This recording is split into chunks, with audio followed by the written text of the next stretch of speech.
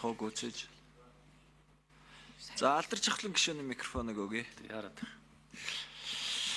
За би ч тохиол юм асахгүй. Бид нар одоо ингээд Норонбайр сада ер нь бид нар энэ Монголд шийдэхгүй асуудлыг энд яриад байгаа юм л да. Бид нар хичнээн их хууль гаргаад хичнээн том хориг тавиад асуудлыг нөгөө том платформ эзэмшдэг компаниуд шийднэ. Тийм ээ. Тэгэхээр та бүгд маань захин хөгжлийн яам энэ төр энэ компаниудаа яг хэр харьцдаг юм бэ? Тэд нар та нартай хэр одоо хамтан ажиллагаатай байд юм. Ер нь тоод юм уу юм уу? Энэ Facebook, энэ YouTube, энэ TikTok эдгээр юм та бүгд яг яаж харилцаж байна? Над нэг тодорхой тийм одоо бас юу хэлж өгч гэж нэгт асуулт юм байна. За хоёрдугаарт нь энэ Facebook гэж одоо хүүхдийн ч асуудал болсон, Монголын асуудал болсон. Дуртай нь одоо Facebook дээр лайв хийдэг, дуртай нь юм зардаг, за дуртай хүний доромжилдог ийм том хэрэгсэл болсон. Тэгээ захим орчинд хүүхдүүдийг одоо гэмдэргээс хамгаалахад энэ Facebook-ийн асуудал их хүнд байгаа. Зөвхөн над нэг ийм нэг санаа байх юм. Та би боровч илжиж магадгүй шүү. Ерөөсөө энэ Facebook-ийн 3 сар хааж үзүүл яа тийм Монголд. Тэр эффектийг харуул яасан. Энэ гэмтэр нь хаашаа шилжих юм? Ямар платформ шилжиж байна? Facebook-ээр амьдарч болно шүү дээ ер нь бол. Өмнө амьдарч болж исэн.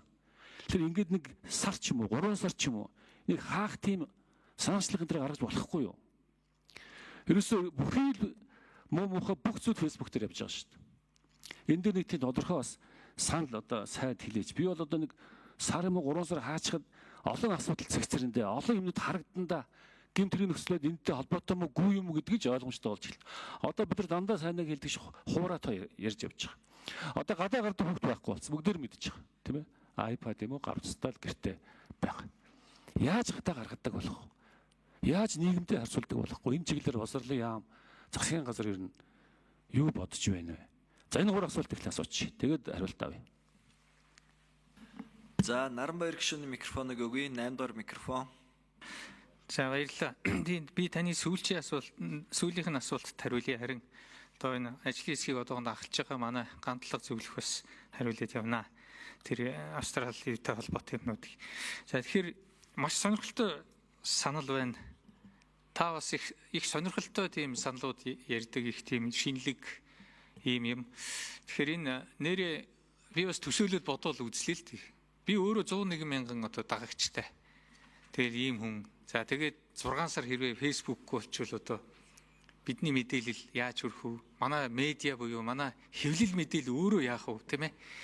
Гээд нэг ийм их л сонирхолтой л орчин үүсэх юм байна зүгээр. Ковидын үед бол хил хаагдана гэж хинч бодохгүй байж байгаа хил хааж үтсэн. Ингээл ийм энэ Facebook-гүйгээр одоо энэ орчин үеийн нийгэм одоо энэ Instaч гэдэг юм уу ийм SNS-гүйгээр нэг 6 сар байгаад үзвэл яах вэ гэдэг ингэх юм бол их л сонирхолтой л байна. Зүгээр симуляц дээр бас хийж үзэж болох юм. Симуляц дээр тийм ээ? Симуляц дээр. Тэрнээс биш одоо яг энийг ингээ шууд хаавал эдэргээд ингэх юм бол бас их энэ оролцоон суурилсан арчлал. За арчлалын бас нэг хүн өөрийнхөө үзэл бодлыг чөлөөтэй дэлгдэг талбар хинч гисэн одоо өөрөө бас энэ сэтгүүлчиг юм бичээд олон хүнд уншуулдаг юм бас боломж идэргээл олон юмнууд байгаа. Тэгэхээр зэрэг ийм зүйл нь бол хүний хэвлэн нийтлэх одоо эрх чөлөөтэй бол бас шууд холбогдож магадгүй учраас бид бас болгоомжтой хандах ёстой гэж бодож байна. Бид бол 16 нас хүртэлх хүүхдийг өөрөөр хэлбэл иргэний хуулийн тэр 15.2 дээр байдаг тэр эрх зүйн бүрэн чадамжтай болтол нь л одоо тэр хүүхдийг хамгаалаад хязгаарлалт оруулаад оролцоог нь бас зохицуулаад ингээд явъя л гэсэн ийм л юм байна. Тэрнээс биш яг энэ одоо нийгмийн энэ сүлжээний орчны чөлөөтэй байдлыг бол энэ хадгалж явах ёстой л гэж ингэж бодож байна. Гэхдээ таны энэ санал бол маш их сонирхолтой байна. Баярлалаа. За 7 дугаар микрофон. За хууль зүйн байнгын орооны эрхэм гишүүдийн 21 мэндийг ирье. Ер нь энэ бид бүгдийн ер нь боловсролын яам дээр санаачилсан. Өөрийгөө уучлаарай танилцуулаарай. Би Гант тулга боловсролын сайдын зөвлөх энэ ажлын хэсгийн ахлагчаар ажиллаж байгаа. За энэ ер нь бол маш товчоор хэлэх юм бол одоо дэлгэцийн донтолт гээд байгаа юм байна. яг настай хүмүүс бид нар өөрсдөө архины хамааралтай болдог. За сүүлийн үед харт амхны хамааралтай болж байна.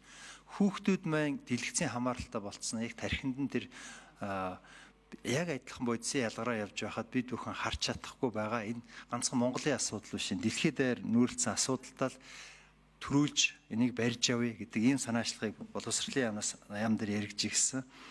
За тэр олон улсын компаниудаа үндэстэн намсан том компаниудаа тулнаа. Одоо Австралийн хууль дээр бол хэрвээ тэр 16-аас доош насны хүүхдэд аккаунт нийцсэн байх юм бол За 7 дугаар микрофон саяхан яг гүйцэтгэд хариулаарай санкцид нарынхаа тухай.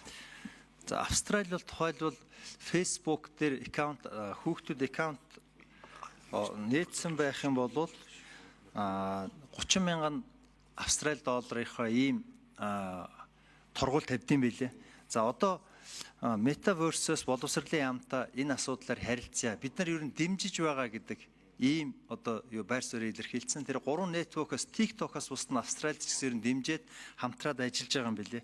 Та бүхэн сонирхолтой дөнгөж өнөөдөр Asia News Network дээр энэ бид бүгдийн санаачилж байгаа ажлын мэдээ гарсан байлээ. Тэг Монгол улсаас яг энэ хүүхдүүдийн цахим орчинд хамгаалах тал дээр санаачлагтай ажиллаж байна. Яг одоо их хурл дээр энэ асуудлыг ярилцаж байна гэсэн байдлаар мэдээ гарсан байлээ. Тэгэхээр бид бүгд энэ нэг эхлүүлсэн ажлаа барай хийх юм бол хүүхдүүдэд маш эерэг үр дүнтэй ирээдүйн очдог хэрэгтэй зүйл болно хаа гэж бодож баярлалаа.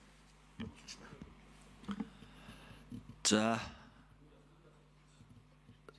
Ошо за цахим хөгжлийн яам 1-р микрофон. За гишүүний асуултанд хариулъя. 2019 оноос хойш Meta, 2020 онд YouTube, за 2024 оноос TikTok, X платформудаа манай харилцаа холбооны зохицуулах хороо бол ингэж шууд хамттай ажиллагаа өргөжүүлж ажиллаж байгаа. За энэ Азийн бүс хариуцсан одоо байгууллагатайгаа шууд мэдээлэл солилцох одоо тэр нөгөө тодорхой нөхцөл байдлууд дээр дасан сэргийлэх асуудлууд дээр бол шууд бодлогын түвшинд хамтарч ажилладаг. За YouTube Kids-ийн асуудлыг өмнөх бас гишүүн хөндөж ирсэн. YouTube Kids апыг Монголд ашиглах боломжтой талаар бас цаашид энэ ашиглах хөгжүүлэх асуудлыг нэвтрүүлэх тал дээр бол манайхаас бол хүсэл төрүүлсэн ажиллаж байгаа. За алдарч ахлан гишүүн тодруулъя. За Наранбаяр сайд би бас хоёулаас олон жил хамт ажиллаж ирсэн. Гэхдээ зүгээр миний энэ санал бол зөв та хэд нэг туршаад үзээсэй л гэж бодож байгаа. Нэг сар ч юм уу. Заавал хүмүүсийн хэвлэл нийт хэрэгчлээ хаах гаагүй. Эффектийг хармаар байгаа. Ер нь бол энэ дээр та засгийн газрын гишүүний хувьд анхааралтай тавьж үзээч гэж. Хоёрдугаар саяны тэр юуны хүн цахим хөгжлийн газрын хүн бид нар бичиг явуулсан байгаа. Ер нь та нартай яг яаж харилцаад байна? Ингээд асуулттай хүч маш хурдтай хариуг чинь өгч гин үү? Эсвэл ингээд удаашруулад та ийм хүлээлтийн байдалтай байд юм уу? Тэр том корпорац та бүгдээ Монгол улстай хэрхэн харилцдаг? Тэр надад хэлээд өгч. За 1-р микрофон. Өөрийгөө танилцуулаарай.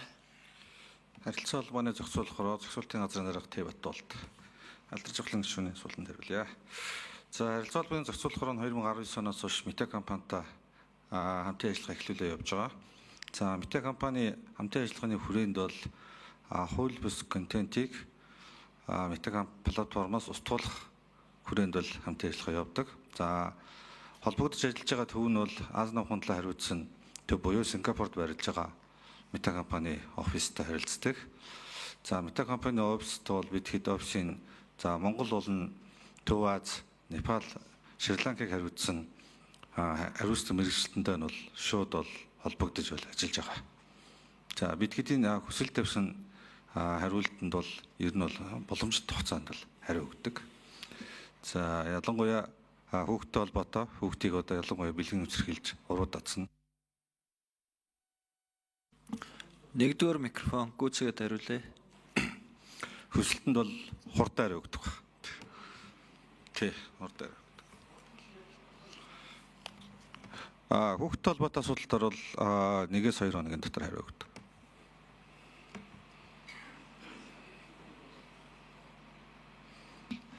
Наранбаяр сайд хариулъя. За тэгэхээр бас алдарч ахлан гишүүн яг хэлж байна нэг үзээд алтуулъя. Тэгэхээр зарим нэг сургууль дээр бид бас үзье, тийм ээ. тэртээ тэргөө бас харилцах юунууд нь платформуд нь бэлэн ийм сургуулиуд олон байдаг. Тэгээ тэн дээр бас хааж үзээд тэгээ зөвхөн одоо тэр платформороо харилцаад ингээд яваад бас нэг туршиж үзэх бас боломж байна гэж харлаа. Баярлалаа. За, ариун заяа гишүүний